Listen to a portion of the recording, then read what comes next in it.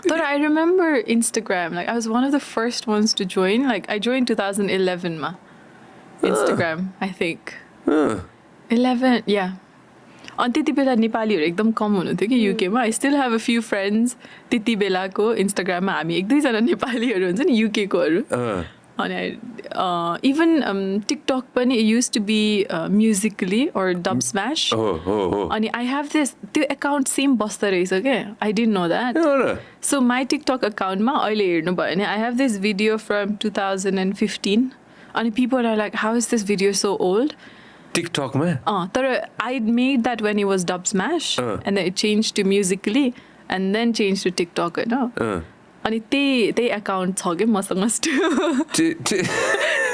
I think it's like 2015 ko video. TikTok. Thasa exam में MySpace बने थे ना high five बने थे. High five. High five बेटा से कोई ले. High five thasa high five. High five thasa. Oh, UK में I joined. It's the key join going. I used to be very quick. Oh man, high five account थियो के हैन. MySpace say I didn't use it. No. High five थियो.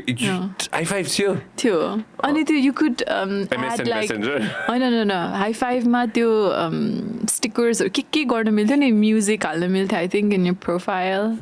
हैन. अनि त्यो cursor पनि like you used to like customize it. तिम्रो के थियो high five को नाम? Mine was like कति धेरै नाम थियो. I don't remember it. But it used to be cute. एकदमै cute त्यो उ वाला बनाएको थिएँ मैले चाहिँ. Profile. I don't know what it used to be. Like के भन्थ्यो profile something or choose गर्न मिल्थ्यो नि. Oh, त्यो आफ्नै त्यो customize template customize गर्न मिल्थ्यो. So that was fun. अरे यार. That when people moved to Facebook. It was like, कस्तो boring रहेछ. बुढो मान्छेहरूले चलाउने खाले. यङहरूले चलाउँदैन भन्थ्यो. But yeah, I remember. मैले Facebook 2009 मा स्टार्ट गरेको. म ढिलो स्टार्ट गरे मैले Facebook. Oh, I think I joined around 2008. 7, 8 तिर किनभने हाई फाइभ चाहिँ मसँग 2000 and मलाई क्रिस्टल क्लियर याद छ म हाई स्कुल सकाएपछि मसँग हाई फाइभ थियो त्यो उसमा गएर चलाउँथ्यो कि के अरे साइबर क्याफे भन्ने थियो काठमाडौँमा होइन साइबर क्याफेमा गएर चलाउँथ्यो युकेमा हाई स्कुल त उतै पढायो नि आफूले होइन उता त obviously you have internet at home होइन हाई फाइभ चाहिँ स्कुलमा के अरे साइबर क्याफेमा गएर चलाएको याद छ मलाई टेम्प्लेट बनाएको स्कुलमा ओपन हुँदैन थियो हाम्रो school You had to do it at home. That's why I had to go to the cyber cafe. When you think about it. Oh, the high five ayo, recap on it. High five ayo, and त्यसपछि Facebook.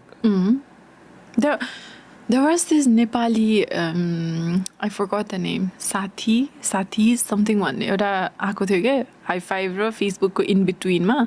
I joined that because of my friends, but then it just disappeared very quickly as well. So if the makers of developers of Sathis remember it. Bring it back. I used it.